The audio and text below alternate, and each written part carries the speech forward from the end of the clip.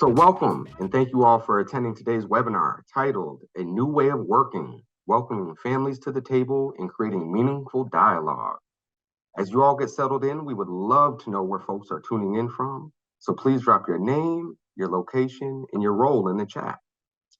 My name is Jacob Penny Johnson, and I will be moderating today's webinar. I work at the Early Childhood Investment Corporation on the Equity and Leadership team, and have the privilege of working directly with the National Center for Family and Parent Leadership as a parent leader, consultant, and trainer. I'm also a proud father of two and am passionate about supporting fathers in engaging in the early childhood system. In just a moment, I will introduce our guest panelists, who I cannot wait to hear from. And first, I would like to review the goals of this webinar.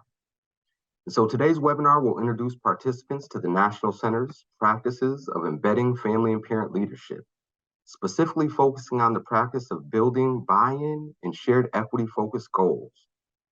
We hope you will all gain an understanding around strategies and steps needed to build buy-in and shared understanding among staff, families, and parent leaders in our work. Participants will hear from seasoned parent leaders and organizational staff on their experience building shared understanding to ready your table and creating inclusive spaces that lead to meaningful dialogue. Please note throughout this webinar, we will be referring to our two-page handout, which everyone should have access to now. And please reach out to us via chat if you need a copy of this document. Also, if you have any questions, please drop them in the chat box. Because of the high number of people joining us today, we will likely not be able to answer them live. However, we will follow up with a Q&A document following the webinar with responses to your questions. So as we get started, I'd like to share a little bit about the National Center for Family and Parent Leadership and provide some grounding for today's conversation. The National Center for Family and Parent Leadership, powered by the Early Childhood Investment Corporation, provides a comprehensive array of capacity building opportunities and resources to help states, organizations, and communities embed equity-focused family and parent leadership as their new way of operating. At ECIC, we believe we can strengthen the early childhood system in programming and policies by elevating parent leadership and centering the realities of communities and families. So what is family and parent leadership? At ECIC, we define family and parent leadership as a set of intentional practices, values, and steps that systems, agencies, and organizations adopt to build structures that allow parents to influence systemic decisions about early childhood services and programs that user need.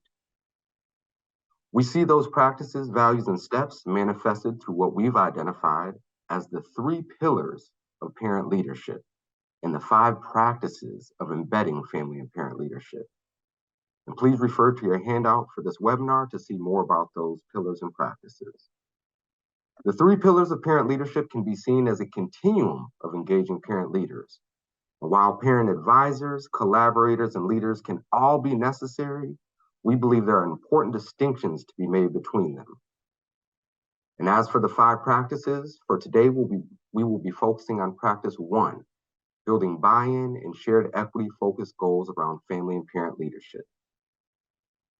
And to help us learn more about these practices and the importance of embedding family and parent leadership, let's turn to our esteemed panel. So joining us today, we have Rochelle McKissick Harris, who is a parent leader here in Michigan. We also have Ms. Shelley Speck, who is a parent leader joining us from Nevada, the West Coast. And we also have Ms. Frederica Tabor, a parent leader in Arkansas. And then we'd also like to welcome Ms. Beth Lindley, a career social worker currently working here in Michigan. And so we'd like to get you all's voices into the space by asking this question: why is family and parent leadership important to you? So Rochelle, if we could start with you on that question. Sure. Hi, Jacob. So why is family and parent leadership important to me? It's important to me because a lot of the decisions that are made, they are happening to us in real time. And so having our voices at the table is so critical because we can tell you what is actually needed in our communities? What do families actually need for their children to thrive and to succeed and to excel in early care, in school in general, and in life? And so, without having the voices of the lived experience at the table, you're missing a piece in building policy and programming and different aspects of organizations. Yes, thank you, Michelle. Thank you, thank you, thank you. So glad to have you here with us. Miss Shelley, um, why is family and parent leadership important to you? Morning, Jacob, and thank you for the question.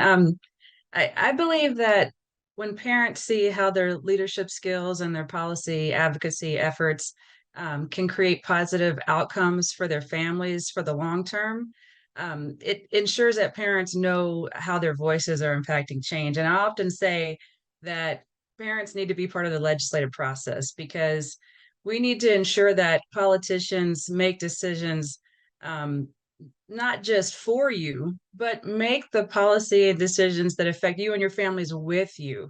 Um, Policies that affect us need to be made with us. And I cannot stress enough how important it is to share your authentic voice, your authentic parent voice, and lived experience. And that can move lawmakers to connect with you on a human level and build momentum to elevate policy change.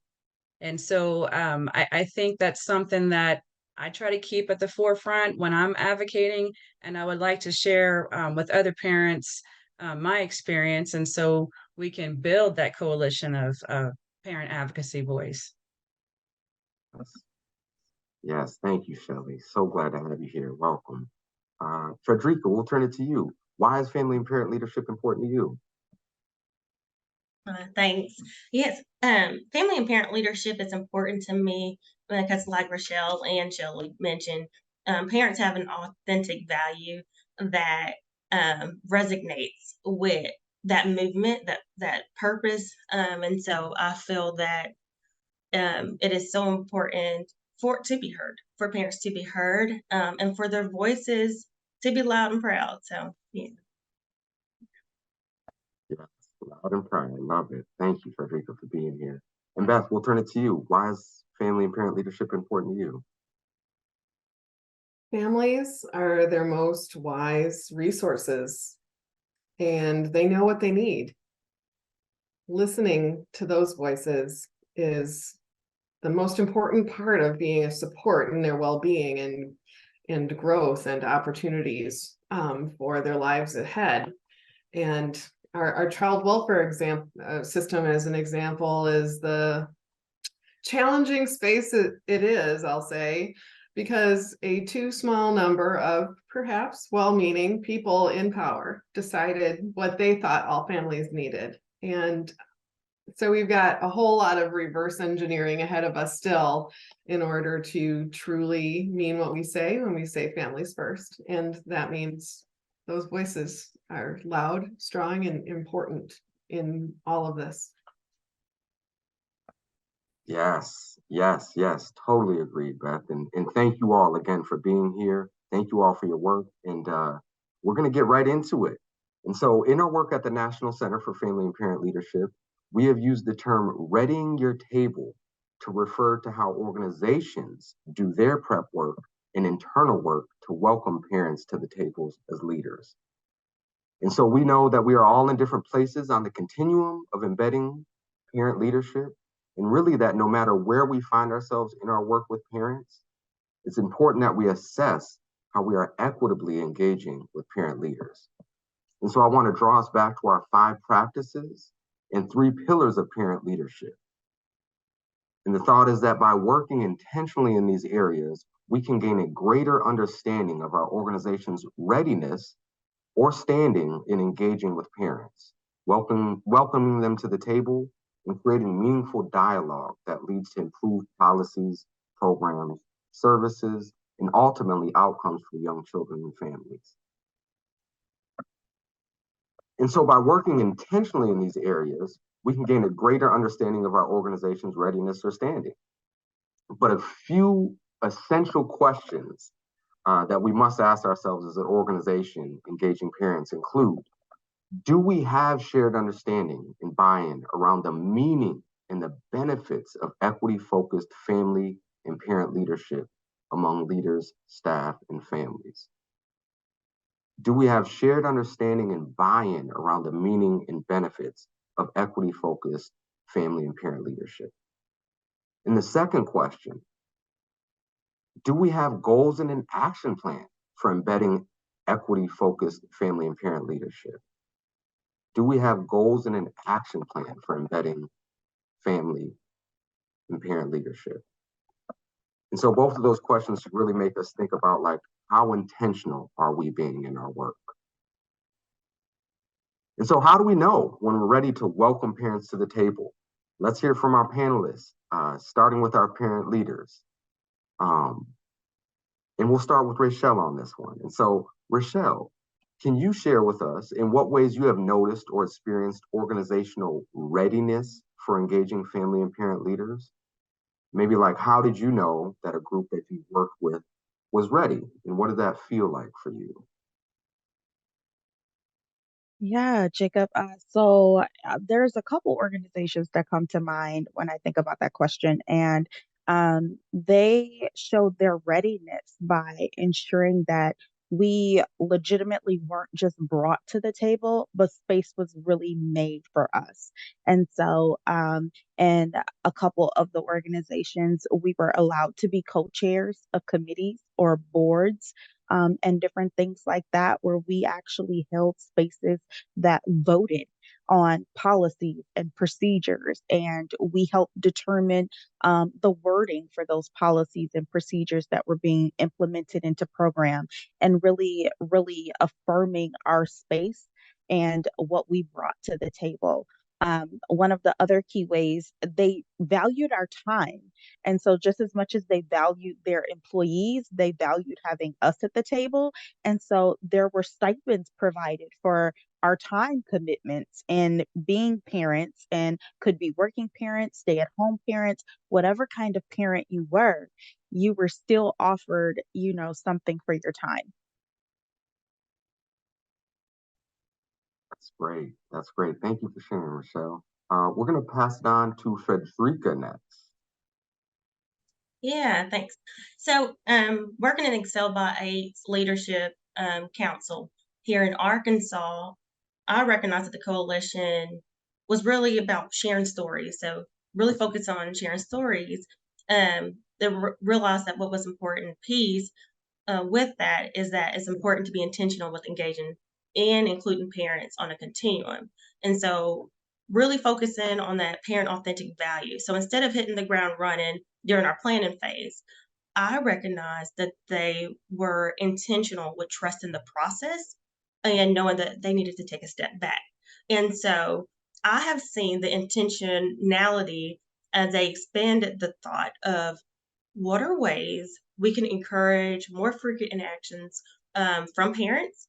Is it through synchronous or asynchronous meeting? Is it through policy? Are parents really ready to engage in policy, mentorship to one another, peer to peer support? And what can we learn from other states? And so that list goes on.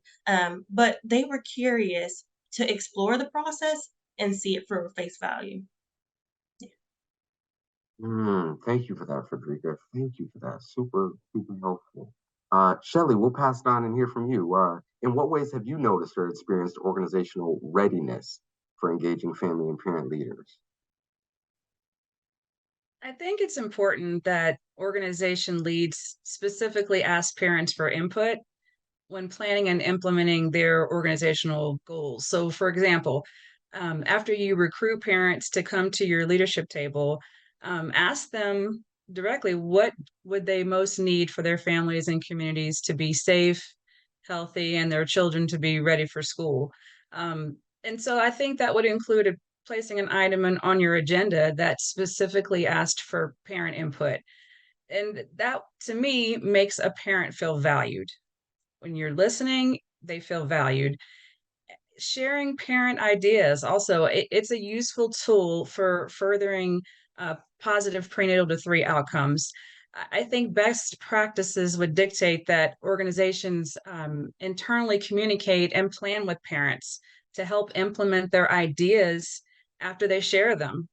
And I think that when we're talking about having parent groups, the dynamics should be structured in a way that they are led by impacted parents with lived experience. And when we're speaking about lived experience, that relates to the barriers that they're seeing in their own communities and in their families, and the things that they are facing that prevent them from accessing the resources that they need. So, in my opinion, when I see an organization offering to provide leadership training to parents, which builds on their capacity for career growth and skill set enhancement, that tells me, or it indicates that this organization is being intentional about creating space for parents for the long run. And so I think that over time, a built-in parent leadership position could be considered for each organization. And I would like to see that maybe opportunity expanded with the roles and responsibilities included. Wow. Wow. Thank you, Shelley, and Rachelle and Frederica. Some super great insights that you gave us. And just one of the things that really stuck out to me was this idea, again, of being intentional, not rushing the process. I heard Frederica saying, working with organizations who are willing to kind of pump the brakes and really think about where they're at and how they can best engage with parents or engage with parents in different ways. And then also, Rachelle and Shelley, really hearing y'all speak about this idea of how our organization is sharing power and space with parent leaders, that when parents are coming to the table, we are making sure that there is space for them to kind of engage in leadership positions, whether that's the co-chair role or whatever that is. And so thank you all for that. Thank you, thank you, thank you. And so we want to pass it on to you, Beth. Beth, as an organizational leader, what strategies have you used to prepare your organization's table to bring in families and parent leaders to inform and co-lead your work? Well, in coming at this question, I was thinking about how a foremost ethic in the field of social work is having a mindset of cultural humility and racial equity. And so for us, that means our shared work and our systems must also include this ethic. Having the representation of voices from diverse experiences in our professional space is one of many ways we can assess our preparation to be of meaningful service to the families. And I'm also just so heartened to be included in this conversation and have kinship families included in this idea, this definition of parent and caregiver. We've relied really heavily on the input from caregivers. One of the sort of the intentional designs that we discussed with our funder at Michigan Department of Health and Human Services was the value of having people with lived experience at the table. And not only that, having paid team members at the table with that lived experience. So the navigators who answer our phone line, for example, and perform phone outreach, themselves are living the experience as kinship caregivers. They're providing care for a loved one that was not their own child, in both cases, grandchildren. But when they talk to the families that contact us, for example, they're already prepared with a set of experiences that they can say, I hear you. And I know some of these things that you've been through, and let me help walk alongside you to help you get what you need. Because we know you know what you need, or we might know some other things that you didn't think you needed. But in any case, their experience is super important in what we make available in our service mix. And not only that, their voices are readily available to us as well to help sort of advise what it is that we're doing or what we're asking of people as well. You call someplace for help and they usually have a set of questions that they're going to ask you. And another experience that Our navigators had, for example, was one of the questions they asked was, how stressed out have you been in the last 2 weeks? And then they asked that again at exit. And we learned from them and the families that they were talking to that folks didn't like answering that question, because that meant to them answering honestly was going to be admitting somehow that they can't do what it is that they're doing, or that they're not doing it well. And that was not the point of their asking for help. And we want to honor and congratulate folks that do ask for help, instead of disincentivize or scare them away from having an authentic relationship with us. So it's another way we were able to, just one example of many ways that we've changed our processes. Aside from being ready also means a continual iteration of and willingness to change in order to improve the access that families have to us. And then I also will say lastly that being a part of and having relationships with others across the many systems that we're involved with to garner services for families has really helped us in our preparation and readiness be able to do warm handoffs.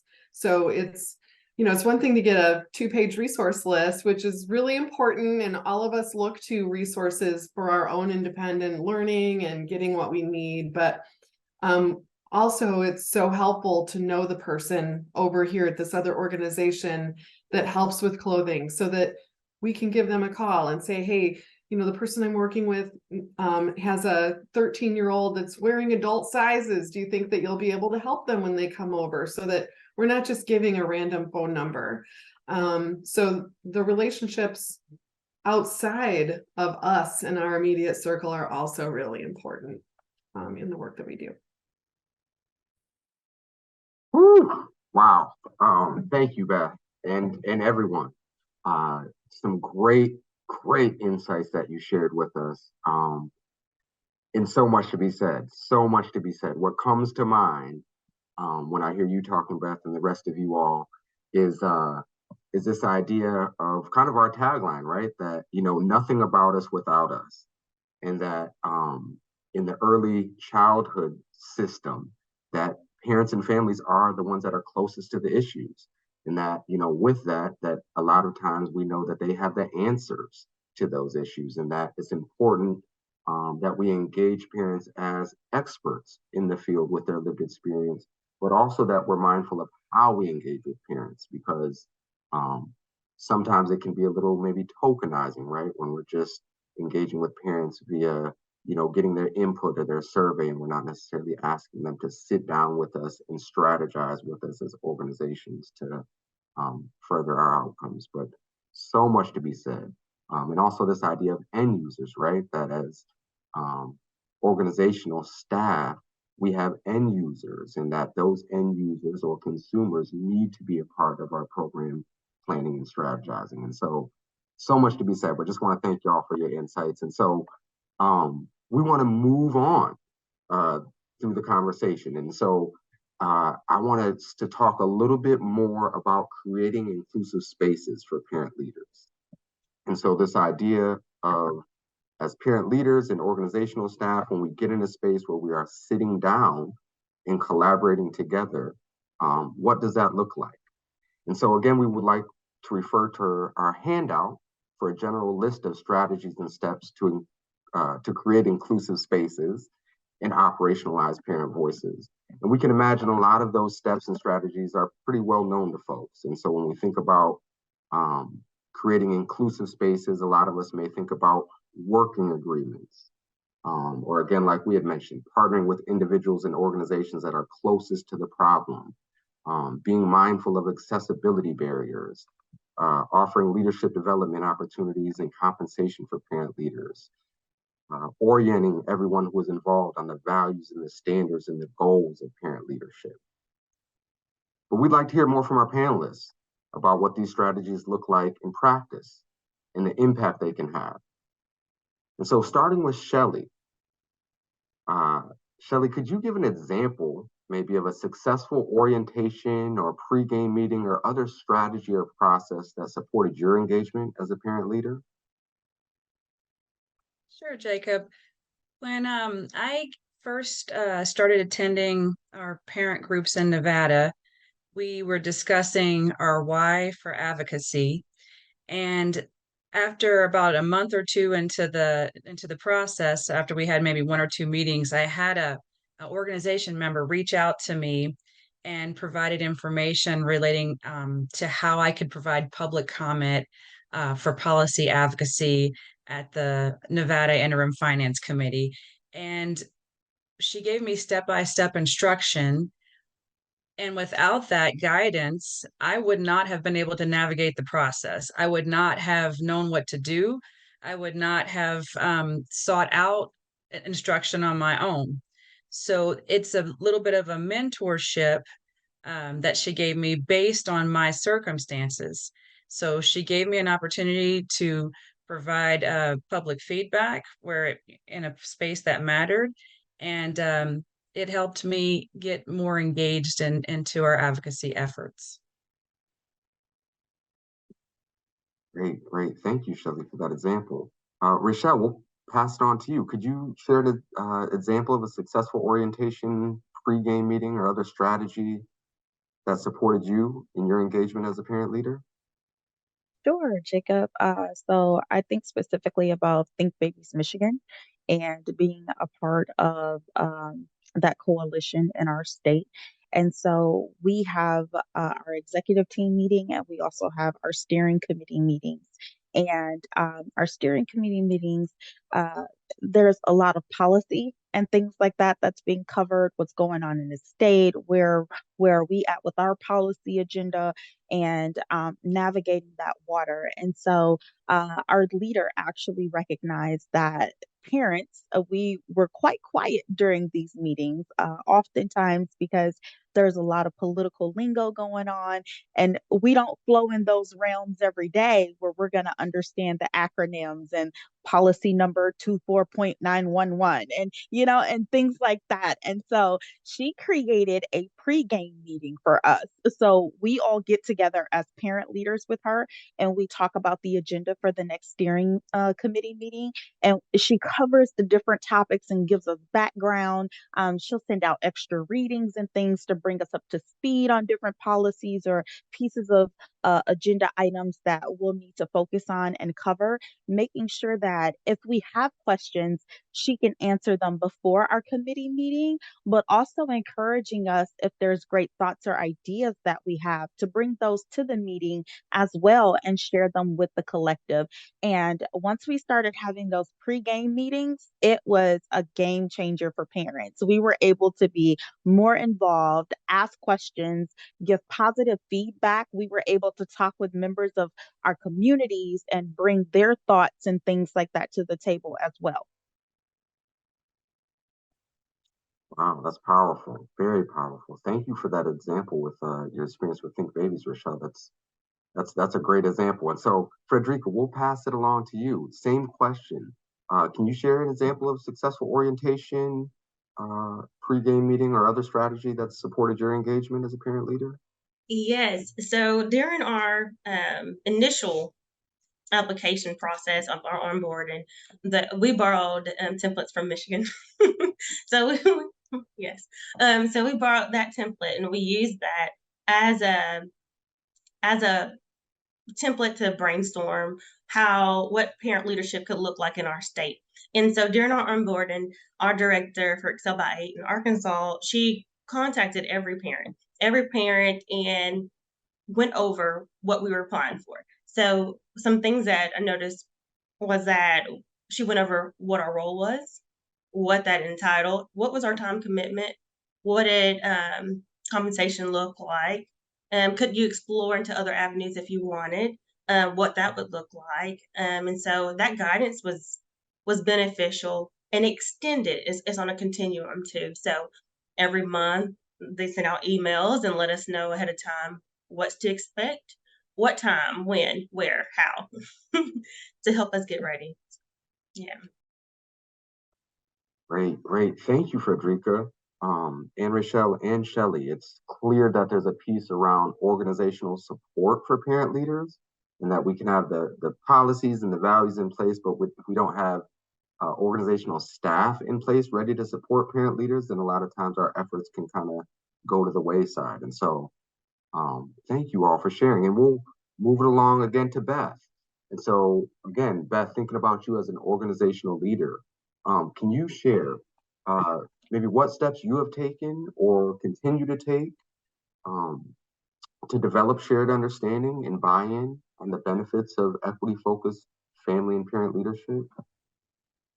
Sure. One of the opportunities that we've had to be a part of some collaboratives that really taught us a lot involved participation in the Great Start Collaboratives here in Michigan. And we had access to one really locally in Ingham County, but we're also sitting in, because we're a statewide resource, we're sitting in on other collaboratives as well. But we had this opportunity to be witness to parent leadership within the context of those collaboratives, the specific outcomes that had been informed by the parent leaders that were working with the collaborative, and then being able to see firsthand how the work group efforts could make lots of different shared work together in the spirit of and in the contribution of achieving those outcomes. So with that, we've also been part of a grassroots coalition called the Michigan Kinship Care Coalition. And that started because of our relationship, again, across different organizational systems that were concerned about the unmet needs or just the lack of acknowledgement and support that was being thought about for kinship families. And so those collaboratives helped inform some of the co-leadership opportunities for that coalition. And a few things that the coalition has accomplished in just the 3 years that I've been with them have included identifying that there was a discomfort talking to lawmakers, for example. So policy and advocacy was a goal area, an outcome area for the coalition. And one of their tasks and activities was about finding how to learn how to be a better communicator with lawmakers. And so there were opportunities to train folks with lived experience to think through an effective way of telling their story in a concise way, but still being able to share the compelling nature of that story. And then in the sharing of those stories, they co-planned events over, even during COVID. They went from some in-person, what they called Dome Day events, to some online advocacy events where they invited all of the elected officials that were a part of their different regions and areas. And they shared several stories, and they had a specific ask for those policymakers. At that time, a few years ago, there were two specific bills. One was to create a navigator program, and the other a state-run kinship advisory council that would be, again, advised by kinship families that would have specific access to leadership at the state of Michigan. So their collective efforts and the beating of their drums really made a difference in moving those bills forward. I will say that the advisory council bill was vetoed, and it was tie-barred to the navigator bill at that time. But in the end, the state heard those voices, and they added the advisory council to their budget. And a year and a half ago, that advisory council, with 30% of its membership being comprised of people with lived experience, came about. And it's, the progression of that has been a really exciting thing to witness. Other things that have happened since the advent of that advisory council have included realizing that we don't have a really good shared language about what kinship is when we're talking about kinship, because It depends on whether the child welfare system has been involved with that family or not, as to which resources they may be able to avail themselves, as to which legal relationships they might be able to seek on behalf of the children in their care. So with, it's been our learning and lack of knowledge and that of families together where we've been able to say, okay, let's drill down to this so that we all know what we're talking about here. And it's been complex and complicated, but I think we're getting to a place where, at least at the coalition level and at the advisory council level, we're getting to a better place where we can more strongly voice some really specific key objectives that might have an impact on the way the state provides care and services to families.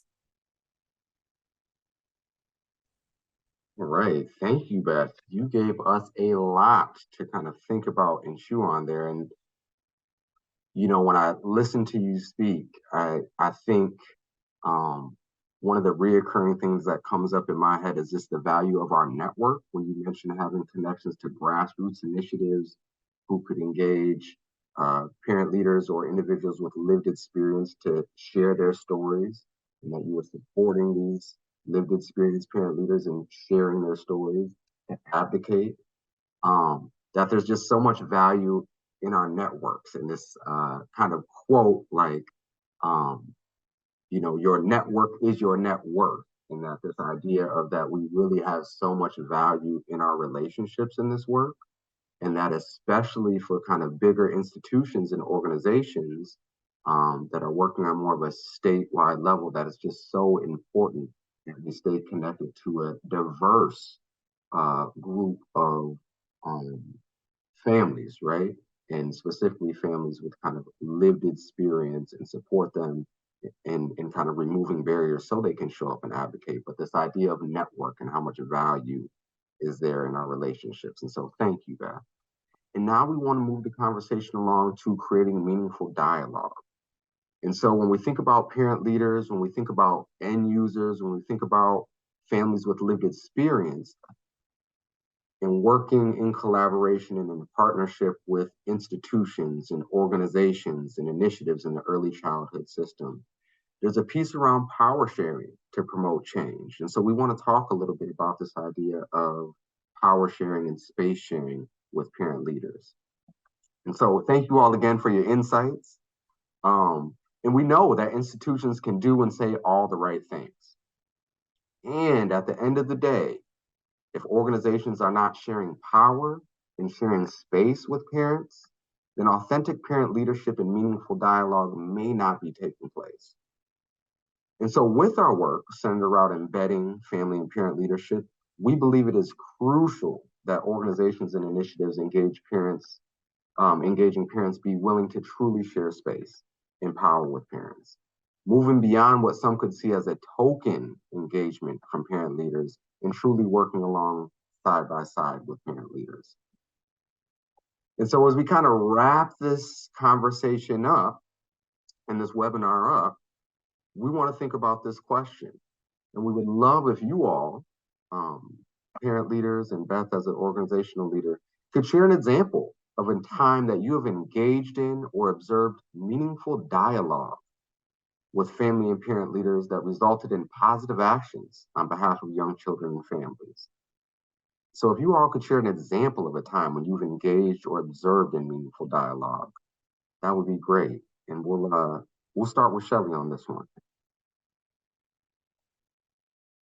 All right. So when I was thinking back to when I first began my advocacy efforts and I first started attending parent meetings in 2022, I remember one of the first questions that was asked to each of us was, "Why are you here?" And I thought, oh, I better come up with something on the fly. And I remember using breakout rooms to talk about the barriers that we were facing in our communities and what parents were seeing or facing themselves that prevented their children from getting their needs met. And subsequently, the following year, I'm able to help facilitate those meetings now. And this year, during the past legislative session, I helped create a call to action during some of these meetings, and it focused on the legislative priorities in an effort to engage the parents in policies that were going to help impact change. And during our during our the legislative session, some parents provided public comment in person. They wrote letters. They called in over the phone in support of specific bills that were impacting families prenatal to 3. And a parent was able to share her postpartum story. And ultimately, a bill was passed which allowed for a state plan for Medicaid to be extended um, out for 12 months postpartum. And that's also for mental health postpartum services. And so I believe through a collective effort of being engaged in writing those letters and mentoring parents that, the bill passed and we saw positive outcomes. I think also during the session, several parents wrote to their local representatives and supported a bill that required infants and toddlers to be determined eligible for autism spectrum services when they were determined to be at risk. Um, so they had presumable eligibility. And I think that without those conversations during our parent group, I would not have known which parents to specifically reach out to for support with those bills. Because when you have a group of 20, you have to know where their focus is, and that was important. Um, on a personal level, I was able to, since I live near the Capitol, I was able to attend some in-service days during the legislative session, and one was the Nevada Tribes Legislative Day, and I spoke with an elder and from Tribal Minds, and that's an organization that serves Indigenous communities in Nevada. And during that conversation, they informed me that their dire priority was to pass a bill to make an appropriation for the construction of a school that housed pre-K to 12th grade. And it was important because the school they had was falling apart, and it was what they had was a school that had roof leaks, and it was on a cancer plume area on the reservation. And this was something that needed to happen for the Shoshone Paiute tribe. And several partners stepped up to help. And ultimately, after several months of the bill dying and reviving, the bill was passed, but it was a collaborative effort. And I think that helps build trust in our communities over the long run and a commitment to mutual advocacy efforts. And so I think that having parents and community organizations working together is going to help build the steam that we need in our state and ultimately in our country. Thank you for the question. Oh, thank you for that great example. It's refreshing to hear about some of those wins, and you gave a great context setting on what led up to that win. And what I heard you say is there was a big piece around parent mentorship, like mentoring parents and lifting them up, um, building trust and getting to know people on a personal level. Like we got to know who each other are so we can build trust and do the work together. And then this idea of working in collaboration, that we are so much stronger when we can come in support of each other as organizations working in the early childhood system. And so thank you for that, Shelley. Frederica, we'll pass it on to you next. Can you share an example of a time when you've engaged in or observed meaningful dialogue with family and parent leaders that resulted in positive action or change Right. for young children and families? Go for it, Frederica. Yes, Shelley, that was amazing in Nevada. That's yay. It's a win. So I have two thoughts. One is within the state and also on the national level. My experiences through the national level. So the first within our state, we were able to have a summit prior to beginning our planning phase last year in November. During this planning phase, we had a summit where representatives from all over the state, families, community, doulas, early child care providers, our state representatives, and so forth, were able to have an active discussion of our lived and share it of our lived experiences and the work that they participate in. And we were able to build an alliance needed to help support this movement. what we were able to do during this time was establish some work groups. So what we did was establish the maternal health work group, home visiting work group, healthy steps work group, and early childhood work group. The other piece to it where families were able to participate. Families could pick what work group they wanted to participate in, and they're active members in those groups, making those decisions. The other opportunity I had was on the national level. I was able to have the honor to join the parent and family leaders with the Pritzker's work last year. And so during this time, as I began my parent leader journey, I found myself thinking I was just a parent. And so through my experience, meeting other families and seeing their passion and learn from their lived experiences, I recognized as a parent, I needed to also shift my mindset to one that focused on action. What can I do? How can I support my community? And so what do I have the ability to do as a parent and family leader? And so then I was able to bring back um, my lived experiences, my lessons learned from other parents, and take that initiative, bring it back to my community and say, okay, hey, here's what we have. What can we do? When can we do it? And they were like, hold on, pump your brakes. Let's, what did you learn? Can we hear from them? And it was so important. That piece was so important. So they really are trusting that process again. And so then we heard from other states. They set up meetings. We were able to collaborate with the National Center, have a meeting with other parents, hear from their lived experiences. We found out that there was parent to professional trainers, mentorships.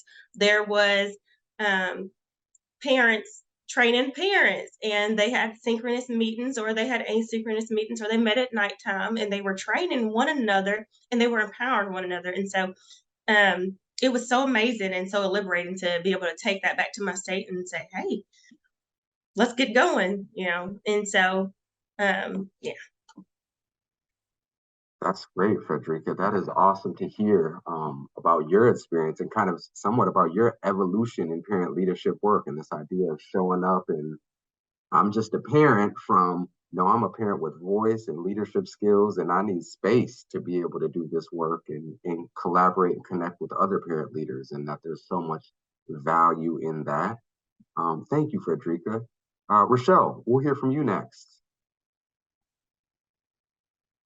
Yeah, absolutely. So I'm going to reference back to my time that I'm at the Think Babies Michigan Coalition. And I was unaware until sitting at that table that Michigan is one of 5 states who still had um, child support attached to being able to receive benefits from the state of Michigan. And so, yeah, Michigan is one of 5 states that still have that as a law, as a part of their policies. And so I didn't know one until I found myself in the situation of being hindered due to that very policy.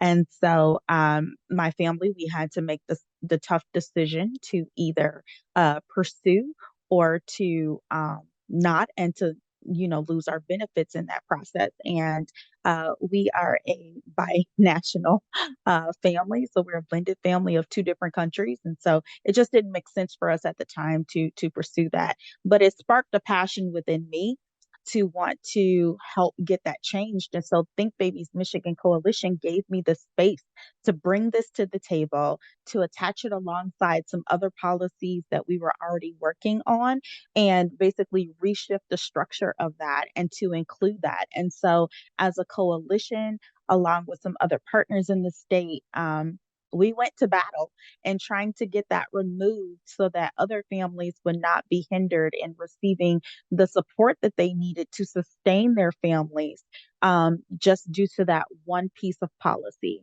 And so, for those who might not know what the policy was, because it has been removed now, if you wanted to apply for food stamps or cash assistance or any kind of assistance with the state, you would need to have, if your child had 2 separate parents that were not married and in the household together, you would need to open up a child support case against the other parent in order to receive benefits.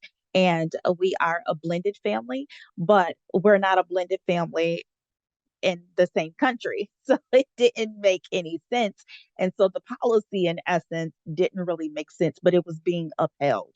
And so I'm so grateful for Think Babies Michigan and the space to be able to bring the concerns of not just me as a parent, but of other parents within my community and around the state, and for us to rally together and really get movement and get this push to being removed. And so now families are able to apply for benefits. They don't have to worry about opening child support cases if that's not what they want to do, and to really be able to thrive. Oh man, thank you, Rachel. I want to give you like a big standing ovation when I hear again just another great example of a win, but also a win that wouldn't have taken place if it wasn't for the voice, the leadership, and the directing of parent leaders like yourself.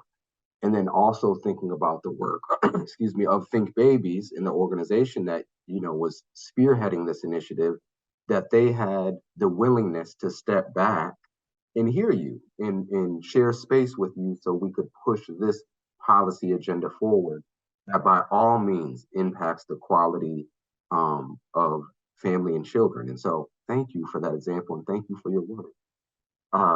Beth, we are going to end this question with you. And so same question. Can you share an example of a time when you have engaged in or observed meaningful dialogue with family and parent leaders that result in positive action on behalf of young children and families?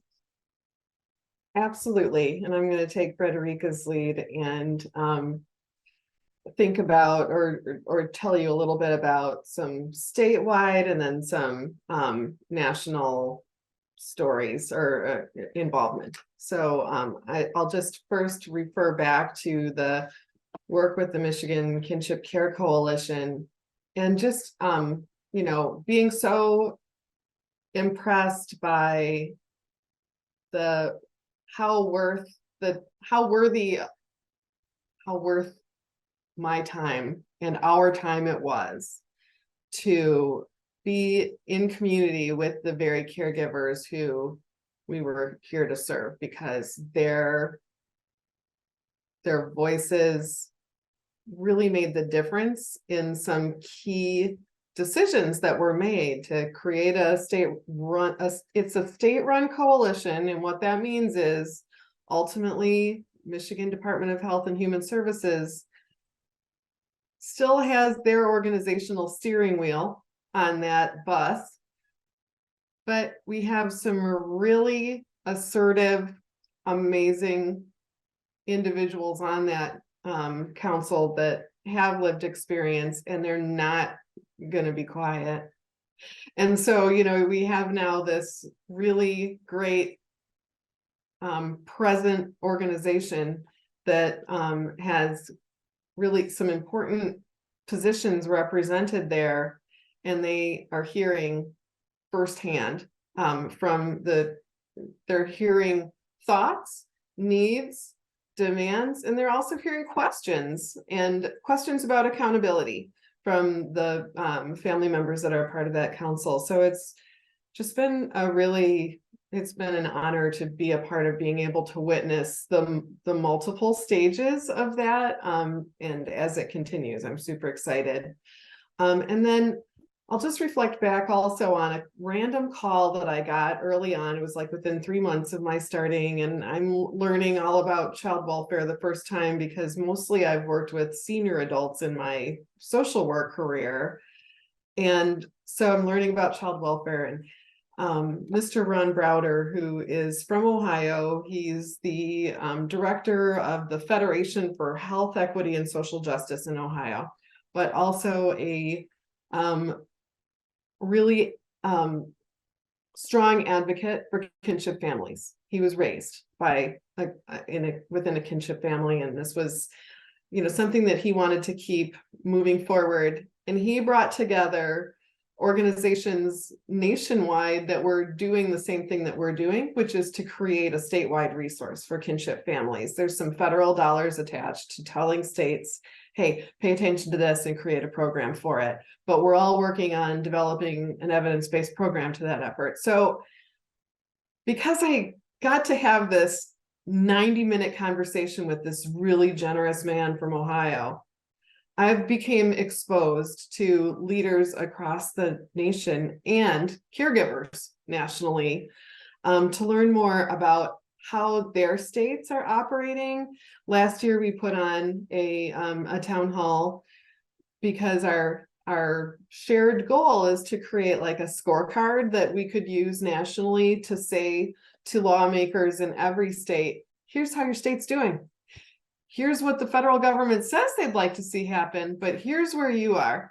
And it turns out, as you might imagine, that it's really hard to come down to a clear set of what those sorts of things might be on a scorecard, because each state does things a little differently.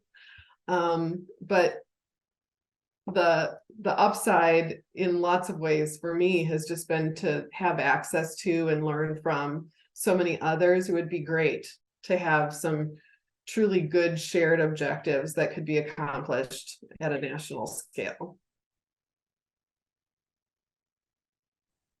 All right. Thank you, Beth. Wow. And everyone, you all have given us a lot of great stuff to think about and to kind of marinate on in terms of your experience and your expertise. And so we want to thank you again just for sharing those with us. When we think about building shared understanding and assessing our readiness, when we think about strategies to create an inclusive, engaging space for parent leaders, and when we think about this idea of power sharing, space sharing, and creating meaningful dialogue, I think you all have given us some great concrete examples of ways that you all have engaged in this in your work. And so just want to thank you again for that. And so I also want to thank everyone for tuning in today. Please feel free to reach out with any questions. We will also be sharing information on how to sign up for the National Center for Family and Parent Leadership's email list. And through that, you can also learn more about office hours if you want to learn more about the National Center and our work. We would love if folks please take a moment to complete our feedback form. We do value your feedback. And we especially want to thank you all once again for joining us and give a special shout out to the Pritzker Children's Initiative for their partnership and support in this crucial work. And we just want to thank you all again for joining us. And so as we get ready to close out this webinar, we wanted to share a little bit more about our work at the National Center for Family and Parent Leadership. So please stay tuned.